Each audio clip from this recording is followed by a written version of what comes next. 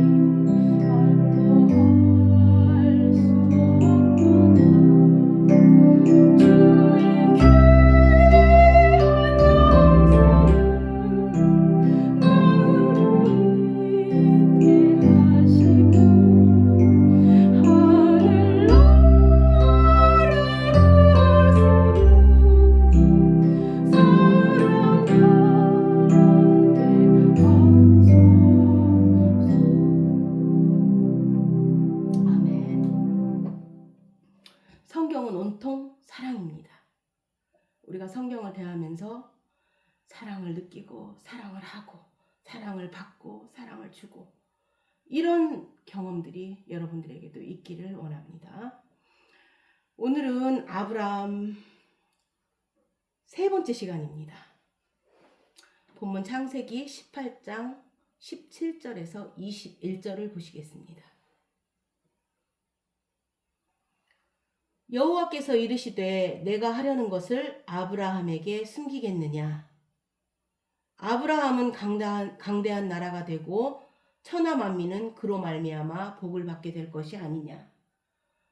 내가 그로 그 자식과 건속에게 명하여 여호와의 도를 지켜 의와 공도를 행하게 하려고 그를 택하였나니 이는 나 여호와가 아브라함에게 대하여 말한 일을 이루려 함이니라.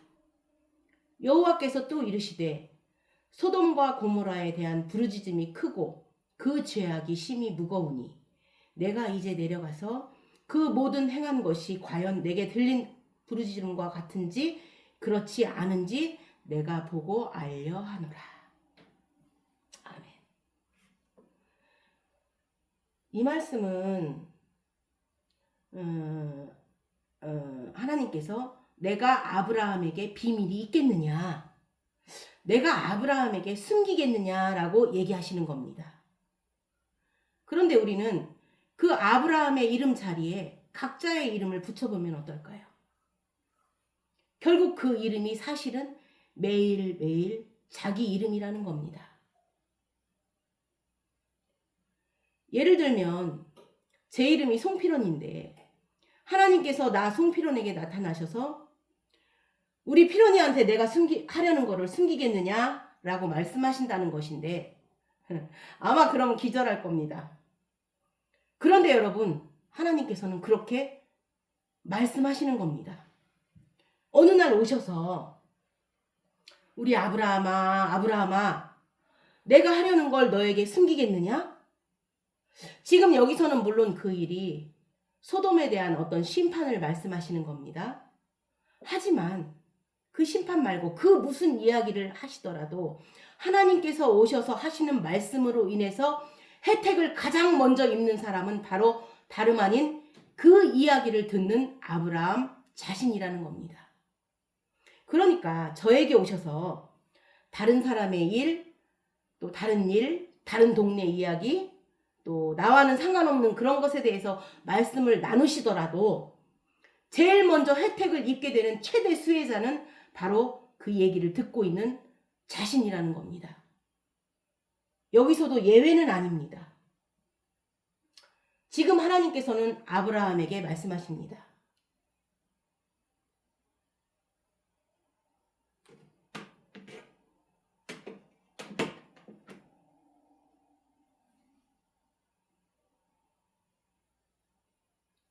아브라함아 이렇게 부르십니다. 그런데 우리가 이제 아브라함으로 하나님의 그 계시함을 듣고는 있는데 그렇지만 우리가 또다시 하나님께 나가서 기도할 때는 다르다는 겁니다. 어떻게 다를까요? 하나님께서는 분명 지금 아브라함아 이렇게 부르고 계십니다. 그런데 그 얘기를 우리가 듣고도 우리가 하나님께 나가서 기도할 때는 다르다는 겁니다.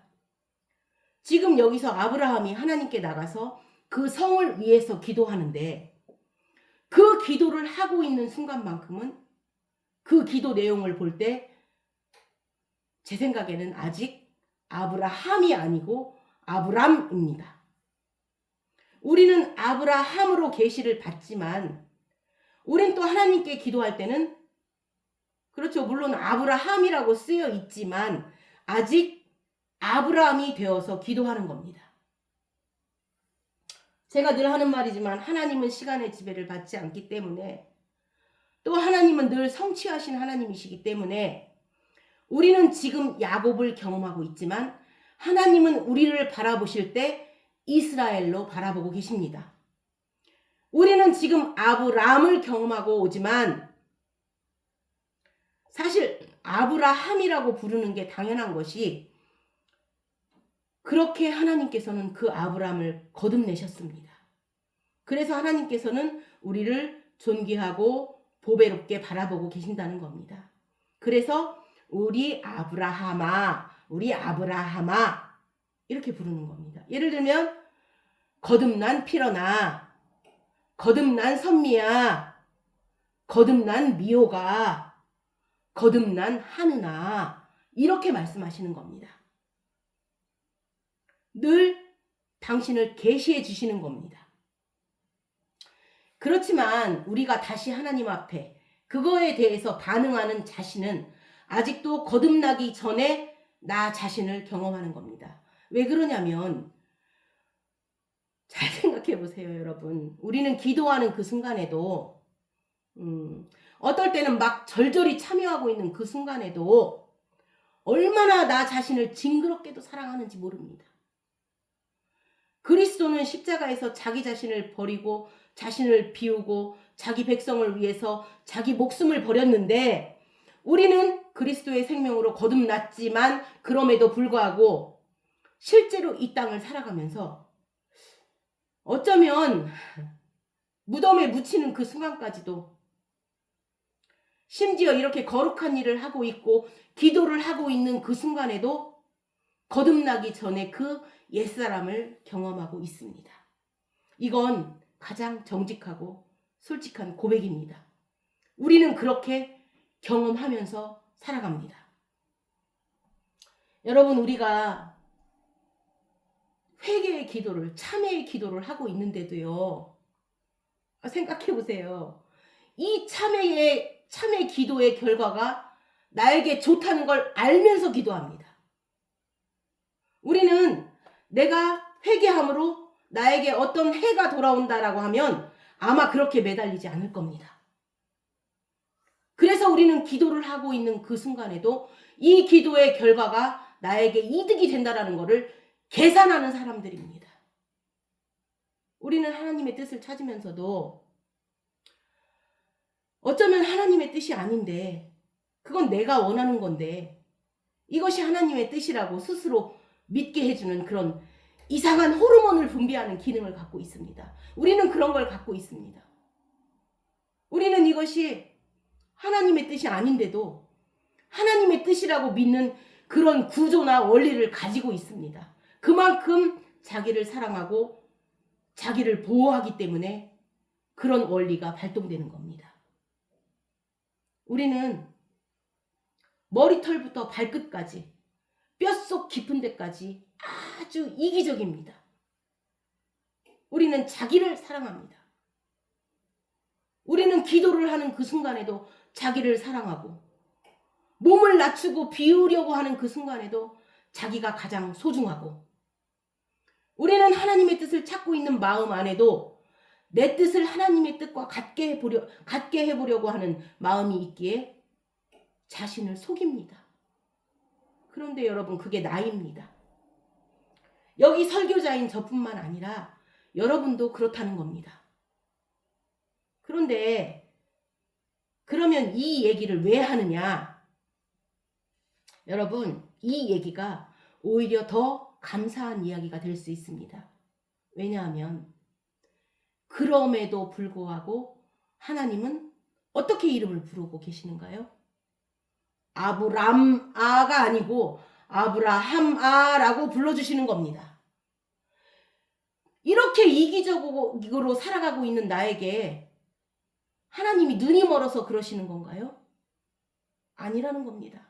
하나님은 늘 하나님의 시간대에서 나를 바라보고 계신다는 겁니다. 하나님의 시간 안에서 십자가에서 이룬 일을 통해서 우리를 바라보고 계십니다. 그리스도의 보혈로 깨끗해진 우리를 보시는 겁니다. 심령이 가난한 거는 지금 내가 현실에서 겪고 있지만 하늘나라가 우리 안에 온다는 것은 하나님의 시간 안에서 이미 완료된 겁니다. 하나님은 그걸 바라보고 계시는 겁니다. 그러니까 내가 심령의 가난한 현재의 상태에서 하나님이 나를 바라보고 있는 나의 영적 상태를 바라보는 겁니다. 지금 현재 사실에서 하나님께서 베풀어 주신 진실을 바라볼 수 있어야 하고 하나님의 시간 안에서 이루어진 일들을 바라보는 겁니다.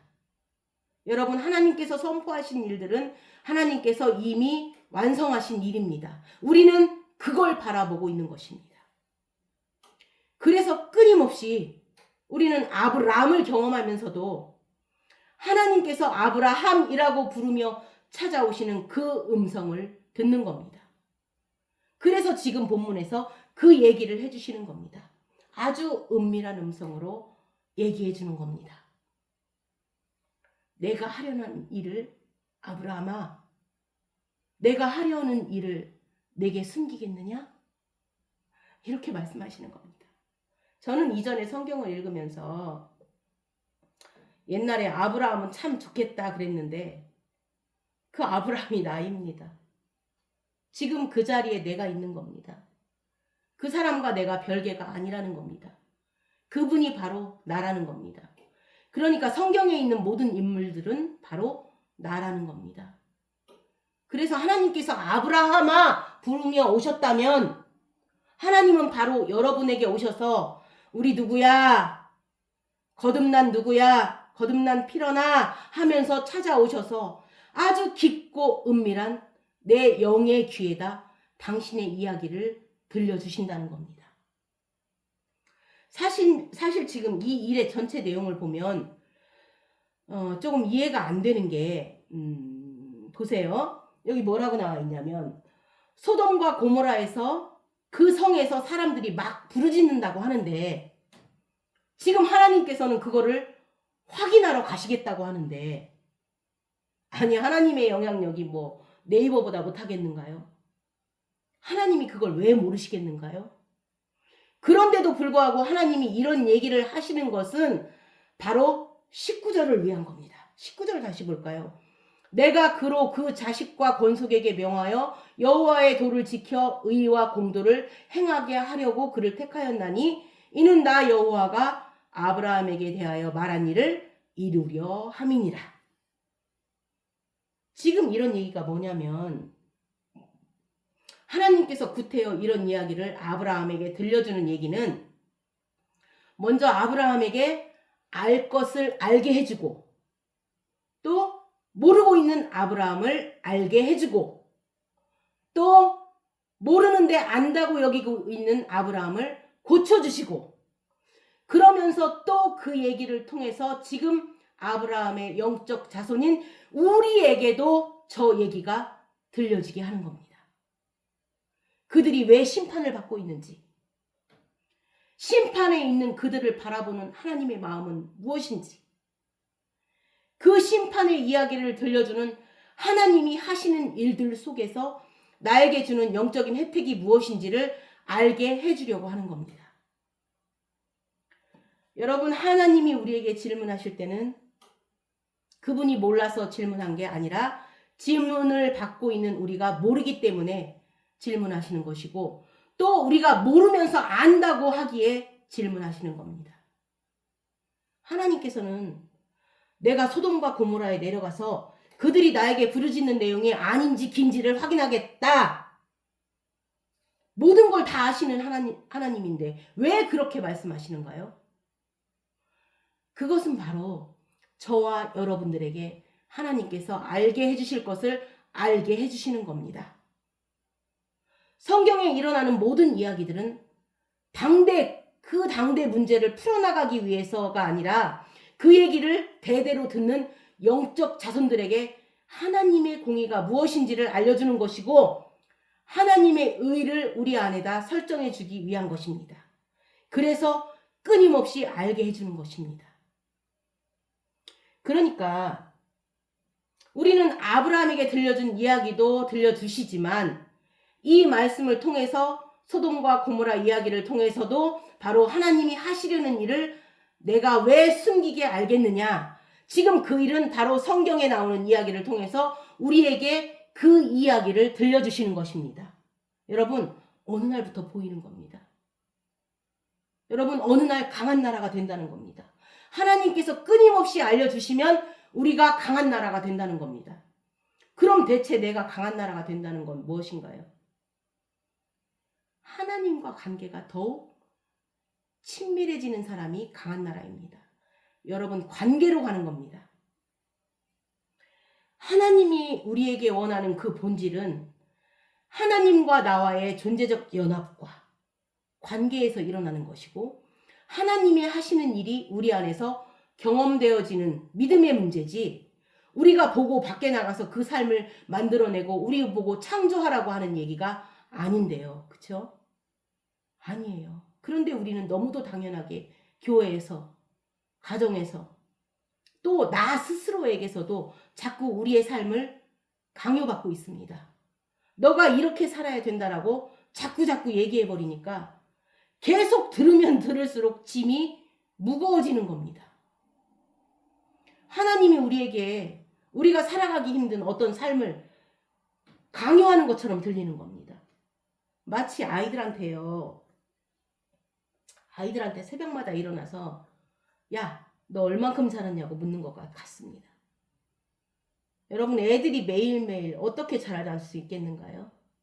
애들은요, 부모님과 함께 서로 사랑하고, 부모님과 함께 땡깡 부리고, 부모님과 놀고 먹으며, 부모님과 시간을 보내다 보니까 어느 날 자라 있는 겁니다.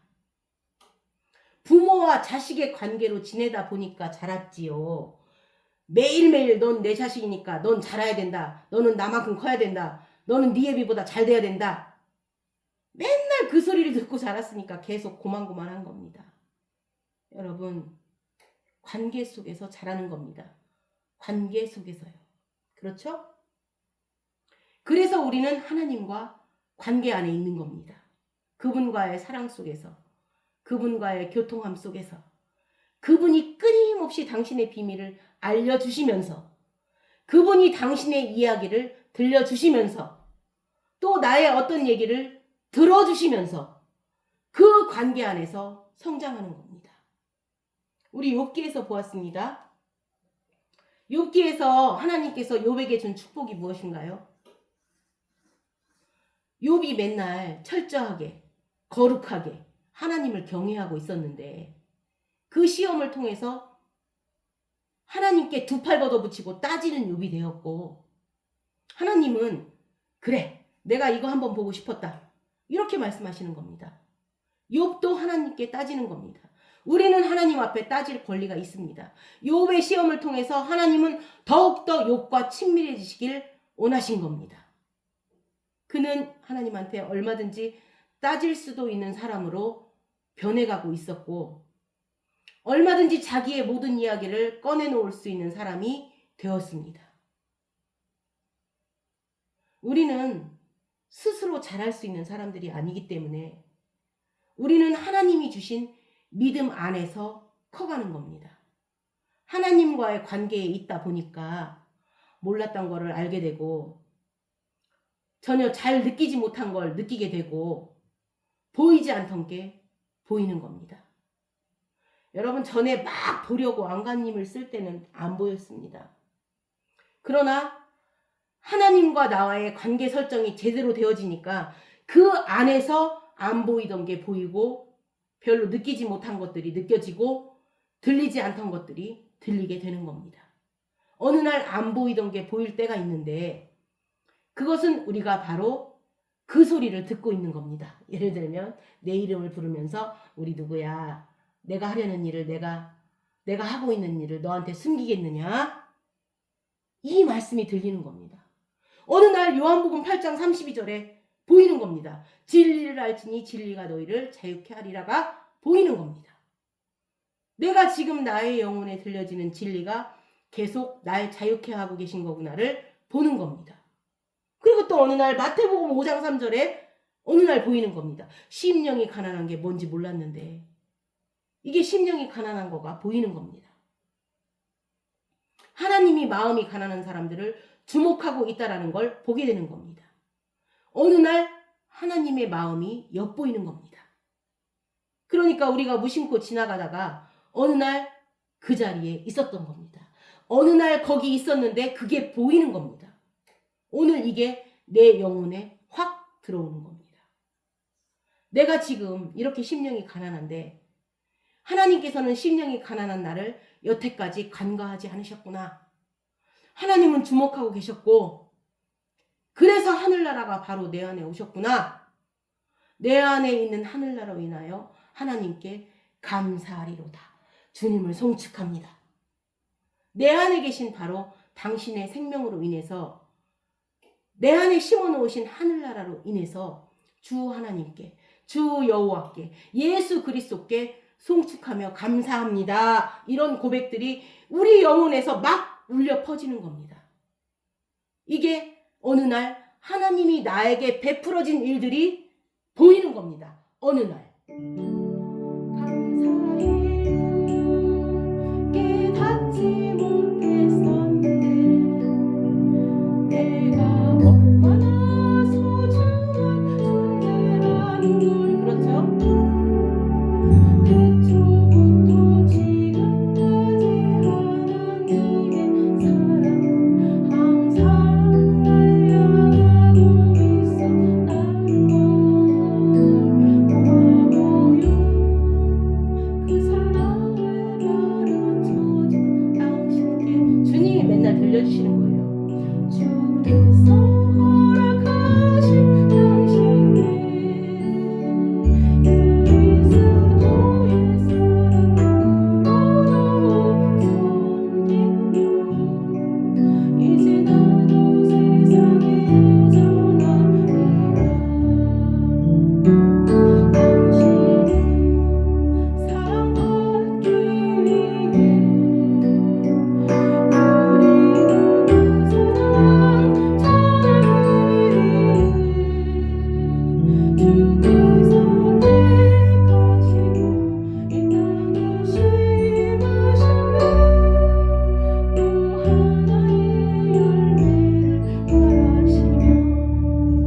주님의 그 음성이 들리지 않을 때는 몰랐어요. 내가 이 땅에 사랑받기 위해서 태어난 존재라는 걸. 그냥 희생하고 봉사하고 그냥 억울해도 참고 이렇게 사는 줄 알았어요. 그런데 주님이 오셔서 당신이 나에게 하신 일이 내 귀에 들려질 때, 아, 나는 사랑받기 위해서 태어났구나, 이걸 깨닫게 되는 겁니다. 감사해 깨닫지 못했었는데 내가 얼마나 소중한 존재라는 걸. 대초부터 지금까지 하나님의 사랑 항상 날 향하고 있었다는 걸. 그 사랑을 가르쳐준 당신께 주께서 허락하신 당신께 그리스도의 사랑을 더더욱 섬기며 이제 나도 세상에 전하리라. 당신은 사랑받기 위해 그리고 그 사랑 전하기 위해 주께서 택하시고 이 땅에 심으셨네.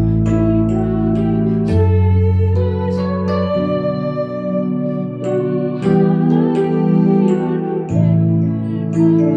바라시며. 아멘. 주님을 만나면, 주님이 나에게 그 은밀한 이야기를 계속 들려주시면 우린 이걸 알게 되는 거예요. 내가 얼마나 소중한 존재인지. 창세기 4장을 보니까, 창세기 4장이요. 창세기 4장을 보면 다른 것들은 그동안은 보였어요. 가인과 아벨이 이런 제사를 드렸다는 거 보였는데, 그런데 어느 날 세월이 지난 후에라는 말씀이 보이는 겁니다. 세월이 지난 후에. 그게 전에는 안 보였었는데 어느 날 보이는 겁니다. 더욱이 이것과 함께 나의 세월이 보이는 겁니다. 나에게 지나간 세월이 보이는 겁니다. 아, 이게 남 얘기가 아니구나. 내 세월에 하나님께서 나에게 베풀어 주신 일들이 보이는 겁니다. 그리고 단지 세월이 지난 후에였는데, 하나님이 아벨에게 하신 일들이 보여지는 겁니다. 여러분, 하나님이 나에게 행하신 일들이 보이는 겁니다. 저도 이전에는 자존심만 엄청 세고 어둡고 무겁고 고독을 씹는 사람이었습니다. 그런데 하나님께서 제게 베풀어 주신 세월을 보니까, 그 세월이 지난 후에 지금 와서 보니까 하나님께서 내 안에 평강과 권면과 위로와 기쁨과 희락의 영을 부어주셨습니다. 세월이 지나가는 동안에 하나님께서 치료하신 겁니다. 하나님께서 세월이 지나는 동안에 집어넣어 주신 겁니다. 세월이 지나는 동안에 하나님께서 이 사람에게 가장 필요한 하늘나라를 부어주신 겁니다. 나에게. 이 사람에게 온유함이 필요하면 세월이 지나는 동안에 이 사람에게 온유함을 부어주셨고, 이 사람에게 위로가 필요하면 하나님은 세월이 지나는 동안에 위로를 주셨고, 이 사람에게 용기가 필요하면 세월이 지나는 동안에 하나님께서 용기를 부어주신 겁니다. 한마디로 말해서 그리스도를 집어넣어 주신 겁니다. 세월이 지나는 동안 하나님께서는 그 사람에게 필요했던 하늘나라를 부어주신 겁니다. 애통한 자에게 위로를 주셨고, 갈급한 자에게 충만함을 주셨고, 자기를 학대하는 자에게 기쁨과 평강의 영을 부어주신 겁니다. 하나님은 세월이 지나는 동안에 그걸 부어주고 계셨던 겁니다. 나에게 그걸 부어주시니까 세월이 지나는 동안에 이것이 내 얘기니까 성경이 보이고 하나님이 하시는 일들이 다 보이더라는 겁니다. 아벨이요, 양의 첫 새끼와 기름을 드릴 수 있었던 것은 세월이 지나는 동안에 하나님께서 먼저 아벨에게 그걸 부어주신 겁니다. 그걸 부어주신 결과입니다. 아벨이 둘째인 건 아시죠? 가인은 첫째 아들이니까 하나님으로 인하여 아들을 낳았다고 그래서 가인인데, 둘째는 아마 딸을 기대했다가 아들이 나와서 그런지 잘 모르겠지만 휴 하고 탄식한 게 아벨의 이름의 뜻입니다. 여러분, 그런데요, 성경을 보니까 어느 날 아벨에게 행하신 하나님의 일이 보이는 겁니다. 어느 날 이런 얘기입니다. 이런 얘기. 야, 내가 너에게 했던 일들을, 너희가 하려는 일을, 너에게 하고 있는 일을 내가 숨기겠느냐? 지금도 그분께서는 그 이야기를 하고 계신 겁니다. 세월이 지나는 동안에. 그런데 문제는 하나님께서 우리에게 이렇게 계시하시는데, 그 많은 이야기를 들려주시는데도 불구하고 우리가 무엇인가에 가려서 듣지를 못한다는 겁니다. 그게 문제입니다. 하나님께서 당신의 모든 것을 이렇게 보여주시려 하고 알려주시려고 하는데 우리가 그걸 듣지도 못하고 들어도 알지 못한다는 겁니다. 하나님께서는 우리가 더 알아듣게 하기 위해서 항상 앞에서는 이렇게 우리 누구야 하시면서 뒤에서는 공작을 좀 펼치십니다. 왜냐하면 하나님께서 주시는 것을 더욱더 가감없이 받을 수 있도록 우리 마음을 열게 하기 위해서 뒤에서 일을 꾸미시는 겁니다. 그러면 하나님께서 어떤 일을 꾸미시는지 그 일하시는 걸 한번 보겠습니다. 누가복음 22장 31절에서 34절입니다. 시몬아 시몬아 보라, 사탄이 너희를 밀가부르듯 하려고 요구하였으나 그러나 내가 너희를 위하여 내 믿음이 떨어지지 않기를 기도하였노니 너는 돌이킨 후에 내 형제를 굳게 하라.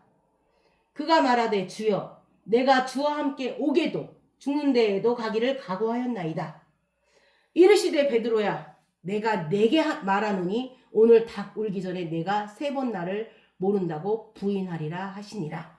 이거 굉장히 유명한 이야기입니다. 제가 또 여러 번 말씀드렸고요. 그런데 일단은 시몬을 귀하게 여기고 시몬을 사랑하던 예수님 쪽에서 먼저 말씀을 꺼내십니다. 그렇죠? 주님께서 먼저 우리에게 무슨 이야기를 하시면 우리는 이거 하나님께서 공작하시고 계시는구나를 생각하시면 됩니다. 여러분, 공작은 의도가 있다는 겁니다. 여러분, 사람의 의도는 욕심이지만 하나님의 의도는 사랑입니다. 하나님은 사랑을 가지고 우리한테 일을 하시는 겁니다. 어떤 좋은 의도를 가지고 계시는 겁니다. 그러니까 시몬에게 먼저 이런 이야기를 하면서 예수님께서 접근하신 이유는 시몬 베드로에게 지금 상태에서 무언가를 더 주시려고 하는 겁니다. 그러면 그걸 아는 겁니다. 시몬 베드로가 무엇을 잘하고 무엇을 못하는지를 알고 무엇이 강한데 어떤 부분이 심각하다는 걸 아는 겁니다. 여러분, 시몬 베드로는 자기가 심각한 부분을 오히려 자기의 장점으로 여기고 있었던 겁니다. 주님께서는 이것이 깨져야 되는 부분인 걸로 알고 있는데 시몬 베드로는 그것을 자기의 장점으로 여기고 있는 부분이 있었다는 겁니다. 지금 그거를 얘기하시는 겁니다. 보세요. 야, 베드로야, 사단이 너를 막 까부르려고 하는데 내가 너를 보호하려고 기도했다. 중보했다. 네 믿음이 떨어지지 않고 돌이킨 후에 형제를 굳게 하라고 내가 기도했다.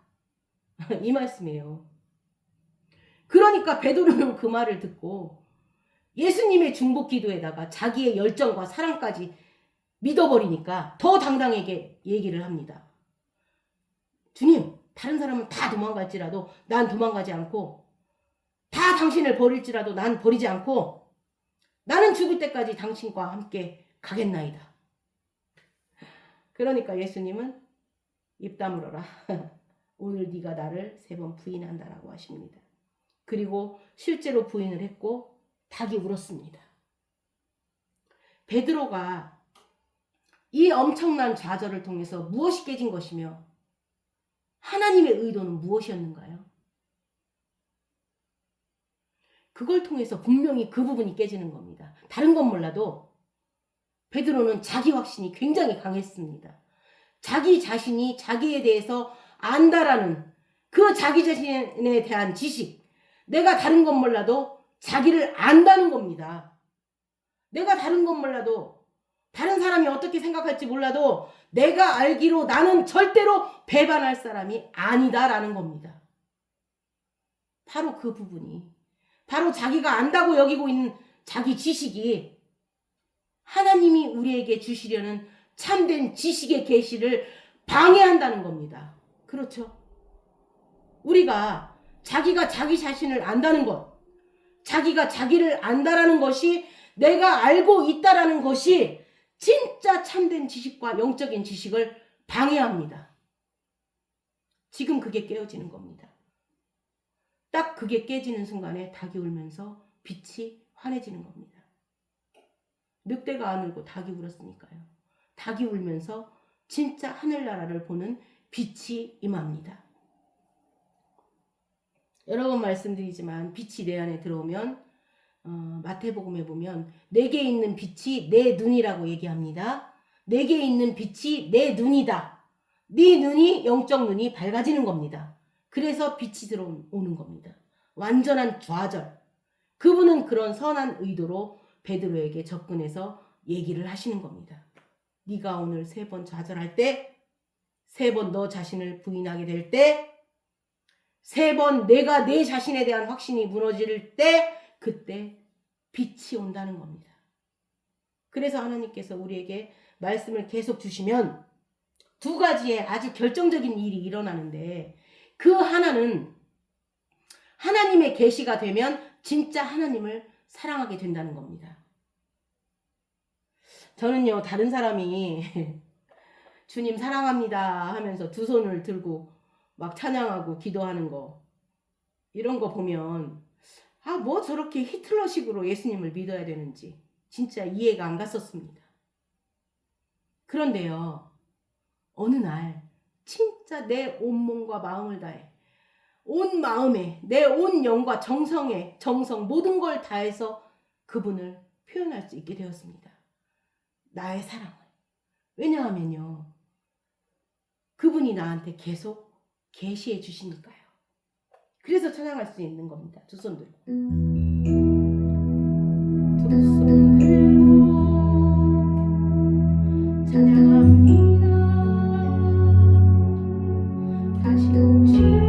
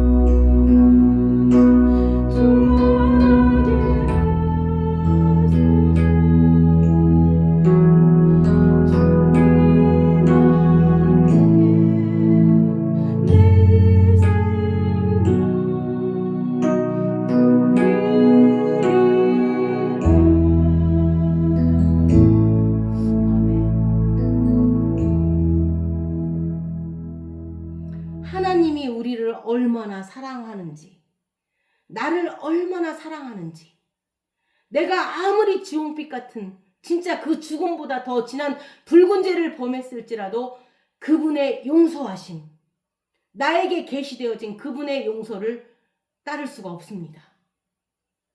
아마 그분의 사랑은 로마서에서도 그럽니다. 무엇이 하나님의 사랑을 끊겠느냐? 내가 저 지옥불 밑에까지 떨어진다 할지라도 그분은 거기까지 달려와서 건져내실 거라고 합니다. 여러분, 그것은 그분이 당신의 일을 계시해 준 결과입니다. 그분이 끊임없이 당신을 알려주면서, 당신의 사랑을 알려주면서, 하나님께서 끊임없이 우리를 계시하시면, 그분이 많은 일을 나에게 숨기지 아니하시면 우리는 그분을 사랑하게 됩니다. 형제 사랑은 간단합니다. 하나님을 사랑하면 형제를 사랑합니다. 그냥 되는 겁니다. 우리가 하라고 해서 되는 게 아닙니다. 먼저 계시가 되면 되는 겁니다. 하나님의 놀라운 사랑을, 하나님이 하신 일들을 먼저 우리 영혼 여기에 막 새겨놔야 되는 겁니다. 하나님의 법을 내 마음에 그냥 새겨버리는 겁니다. 그 다음에 두 번째는 하나님을 사랑하고, 또 하나는 하나님께서 계시하신 일은 이미 하늘나라에서 성취가 되었으므로 반드시 나를 통해서 그렇게 될 날이 있다라는 것을 알려줍니다. 여러분 그거 아시죠? 믿고 구하는 것은 받은 줄로 믿어라. 그리하면 너에게 그대로 된다라고 말씀하시는 겁니다. 창세기 18장 23절 26절 다시 보시겠습니다. 아브라함이 가까이 나아가 이르되 주께서 의인을 악인과 함께 멸하려 하시나이까? 그 성중에 의인 50명이 있을지라도 주께서 그곳을 멸하시고 그 50의인을 위하여 용서하지 아니하시리이까? 주께서 이같이 하사 의인을 악인과 함께 죽이심은 부당하오며 의인과 악인을 같이 하심도 부당하니이다. 세상을 심판하시는 이가 정의를 행할 것이 아니니까? 여호와께서 이르시되 내가 만일 소돔 성읍 가운데에서 의인 50명을 찾으면 그들을 위하여 온 지역을 용서하리라. 여러분 우리도 이렇게 기도하고 있어요. 지금 아브라함이 기도를 하는데 일단 누구를 염두에 두고 있을까요? 소돔에 살고 있는 친척입니다. 아브라함도 사람인지라 남보다는 친척이 먼저 염두될 거 아닌가요? 하나님의 그 계시는 그렇죠. 제일 먼저 생각나는 게 내가 데리고 나온 조카 롯과 그 식구들이 다 거기서 살고 있는데, 그래서 하나님께 불가합니다 이렇게 말을 하는 겁니다. 그러면서 여기서 아브라함의 의인에 대한 개념이 나오는 겁니다. 여러분 도대체 누구를 의인이라고 하는 건가요? 아브라함이 말하는 의인이 누구냐가 나오는 겁니다. 지금 자기 생각에는 그래도 의인이 있다고 여겨졌으니까 말했을 거 아닌가요? 그런데 여러분 원래 어떻게 의인이 되는 것인가요? 볼까요? 창세기 15장 6절입니다. 아브라함이 여호와를 믿으니 여호와께서 이를 그의 의로 여기시고. 아멘. 의인은 하나님께서 의로 여겨주셔야 되는 겁니다. 어떤 사람이 그렇게 의롭게 행동해서 의인이 되는 것이 아니라 의로 여겨주어야 하는 겁니다. 먼저 믿음이 있는데, 우리 믿음 그러면 믿음을 어떤 의지의 단어로, 어떤 움직이는 역동적인 단어로 생각합니다만 아닙니다. 믿는 자 하면 그게 역동적으로 들리지만 믿음은 그런 게 아닙니다. 믿음은 사실 믿음이라는 것을 설명하기는 어렵습니다. 도대체 믿음이 무엇이다, 이것이다, 저것이다 얘기할 수 없지만 그 믿음이라는 것들이 생각해보자고요. 우리가 사람은 살면서 질서가 있습니다. 그쵸? 3층에 올라가려면 엘리베이터를 타고 가든가 계단으로 올라가지 않으면 올라갈 수 없습니다. 그쵸? 그런 어떤 동작에 의해서, 어떤 질서에 의해서 3층에 올라간다는 말입니다. 그러하듯이 우리가 산다라는 것이 어떤 설명할 수 없는 움직임이 있는데 그게 믿음입니다. 그래서 우리는 믿음에 의해서 사는 겁니다. 믿음 안에서 하나님의 의가 나타나고 믿음 안에서 이런 일들이 일어나는 겁니다. 그러니까 믿음 자체는 내가 믿으려고 해서 믿어지는 게 아니라 하나님이 당신의 아들로 삼으실 때 믿음을 함께 주신 겁니다. 마치 사람을 만들 때 사람 안에 혈관과 피가 함께 공급되듯이 우리가 거듭날 때 거기서 믿음이 함께 주어지는 겁니다. 그리고 그 믿음이 주어지면서 의롭다 하시는 겁니다. 그러면 우리는 어떻게 의로워진 건가요? 하나님 앞에서는 죄인일 때 하나님의 의로 의로움을 받게 되는 겁니다. 하나님, 나는 죄인입니다. 세리가 그러지 않았는가요? 하나님, 나는 죄인입니다. 나는 하나님 앞에서는 죄인인데, 그런데 하나님은 그 죄인을 의롭다 하신 겁니다. 왜 죄인을 의롭다 하실까요? 왜 죄인가요? 적어도 내가 죄라고 여기고 내가 무엇인가 죄다라고 얘기할 수 있는 것은, 내가 죄라고 누가 얘기를 안 했지만 저는 내가 죄인이라고 얘기할 수 있는 건 이미 어떤 일이 이 안에 새겨진 겁니다. 내가 죄인이라고 고백할 수 있는 일들은 하나님께서 무엇인가를 줬기 때문입니다. 뭘 줬을까요? 내가 내 법을 네 마음과 생각에 기록하리라. 내 법을 네 마음과 생각에 기록하면 너는 나의 백성이 되고 난 너의 하나님이 되리라. 그러니까 하나님께서 당신의 자녀를 삼으실 때 법을 우리 안에 새겨 넣었다는 말입니다. 그 새겨준 법 때문에 나도 모르게 나는 죄인입니다가 하나님 앞에서 나오는 겁니다. 하나님 앞에서 죄인이 되니까 하나님께서는 뭐라 그래요? 너는 벌써 죄인임을 고백할 정도로 네 안에 법이 새겨져 있구나. 너는 내 아들이다. 이렇게 말씀하시는 겁니다.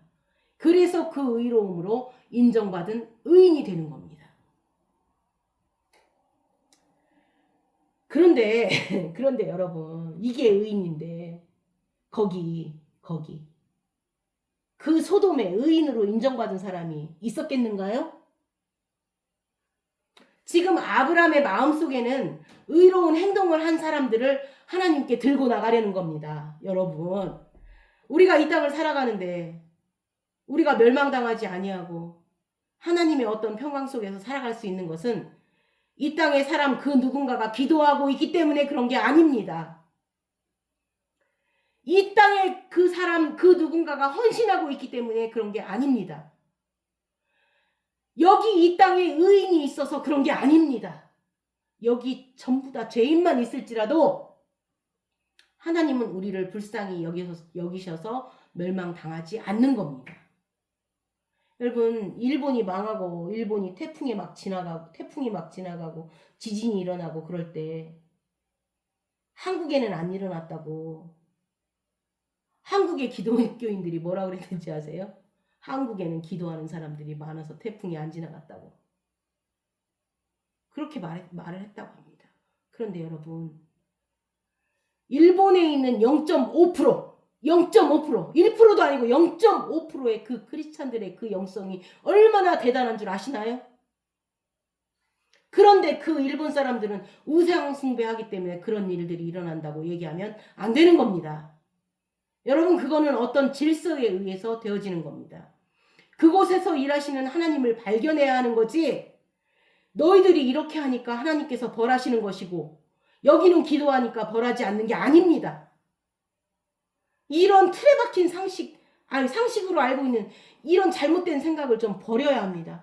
우리가 여태까지 이렇게 살아가고 있는 것이 이 안에 기도하는 사람이 있어서, 우리가 하나님께 헌신하는 사람이 있어서, 이 안에 의인이 있어서 안 망하겠느냐고요. 하나님이 우리를 불쌍히 여겨주셔서 안 망하고 있는 겁니다. 그러니까 우리는 어디에 기초를 둬야겠는가요? 아브라함은 지금 의인을 기초로 들고 나왔지만 그게 아니라 하나님의 긍휼하심을 들고 나왔어야 합니다. 내가 제사보다 긍휼을 원한다는 것을 너희들이 알고 있느냐? 그분의 긍휼하심에 기초를 둬야 되는 겁니다.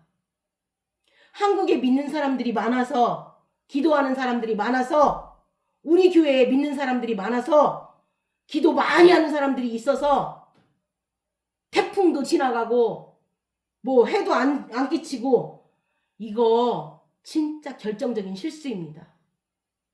그러면 우리 여기서 진짜 기도를 한번 볼까요? 진짜 기도가 뭔지? 마가복음 11장 24절입니다. 그러므로 내가 너희에게 말하노니 무엇이든지 기도하고 구하는 것은 받은 줄로 믿으라. 그리하면 너희에게 그대로 되리라.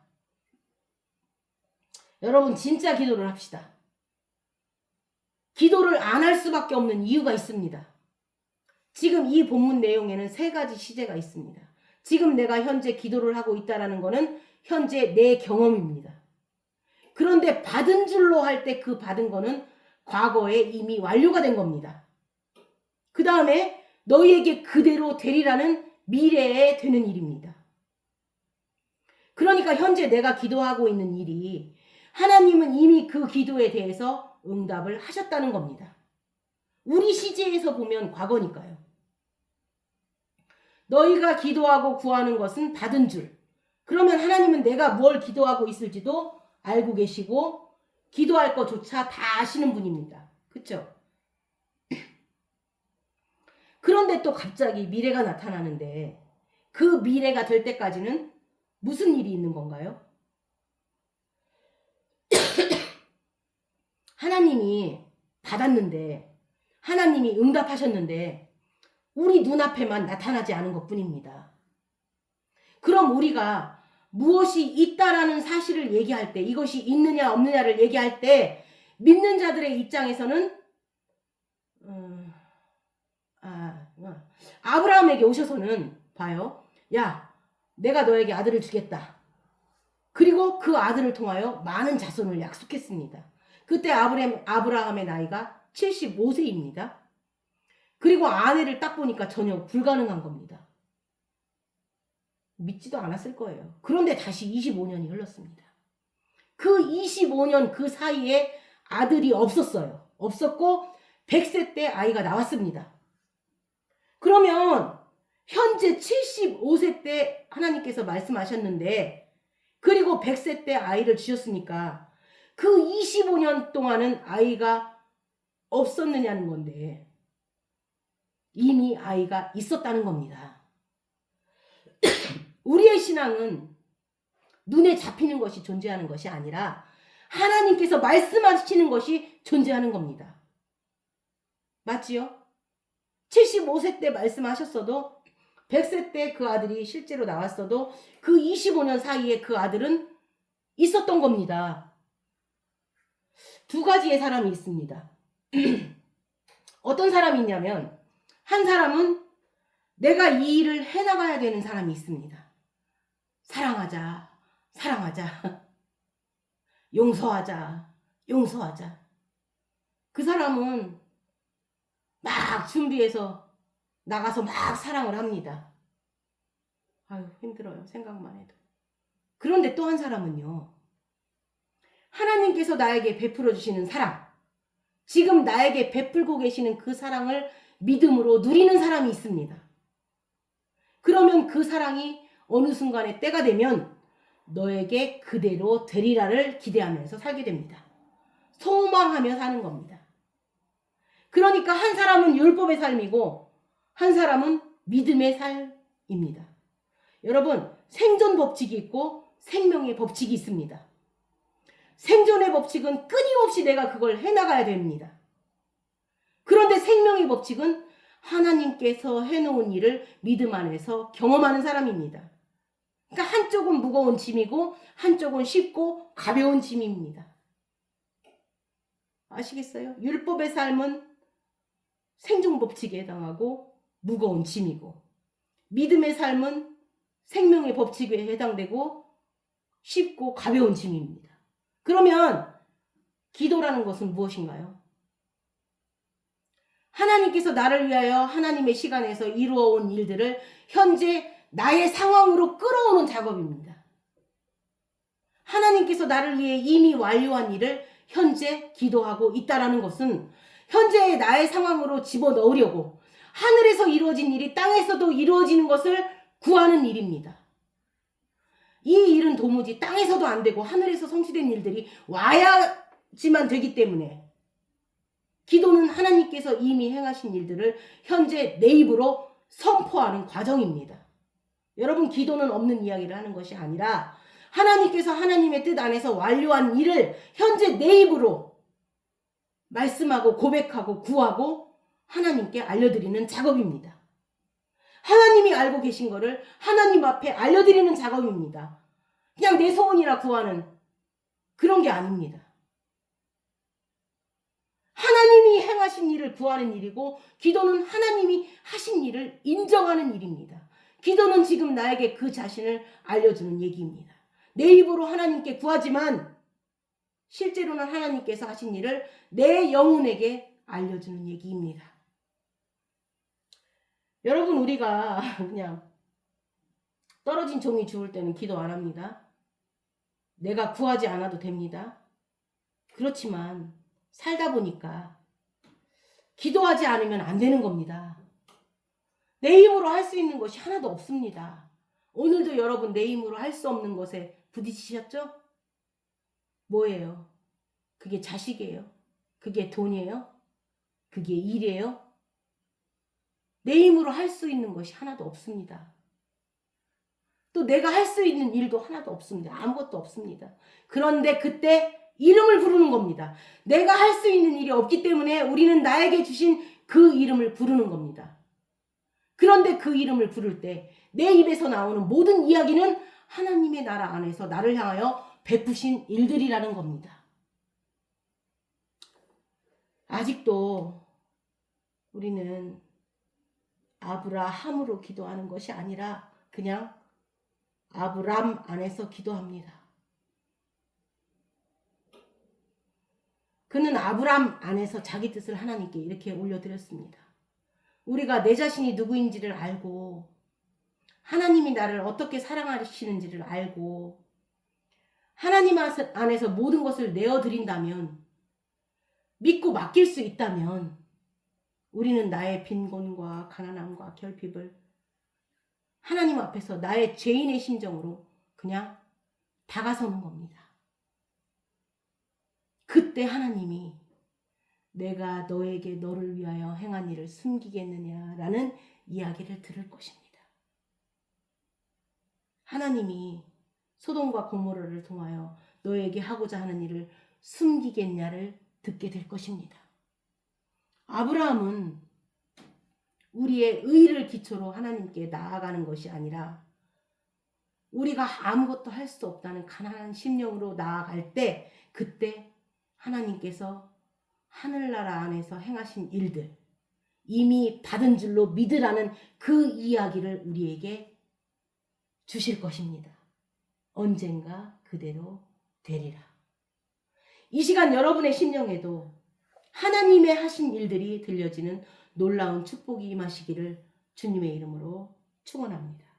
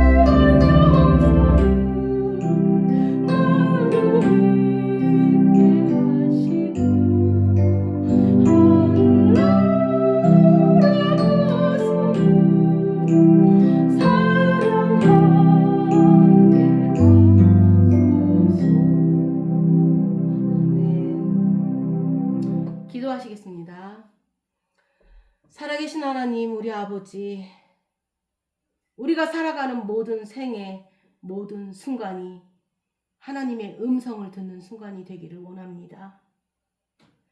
하나님께서 행하셨던 가장 위대했던 일들을 날마다 우리 영혼의 귀에 들려주심으로 하나님을 더욱 사랑하고 우리 주 예수 그리스도를 더욱 사랑하는 사람이 되게 하시고, 그 행하셨던 일들이 이 땅에서 우리를 통해서 그대로 이루어지게 하여 주옵소서.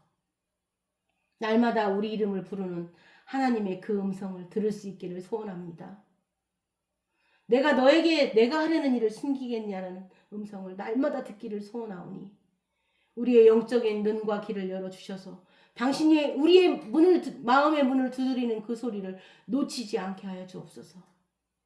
그 풍성한 사랑이 내 안에 넘쳐 흐르게 해주시고 먼저 그 혜택을 내가 누리며 그 사랑으로 인하여 날마다 주님을 송축하게 하시며 우리가 하나님을 향하여 고백할 수 있는 것은 나는 죄인입니다라는 한마디밖에 없지만 세상을 향하여 하나님 나라에 있는 모든 풍성함을 그들에게 나눠줄 수 있는 아버지의 귀한 그릇이 되게 하여 주옵소서.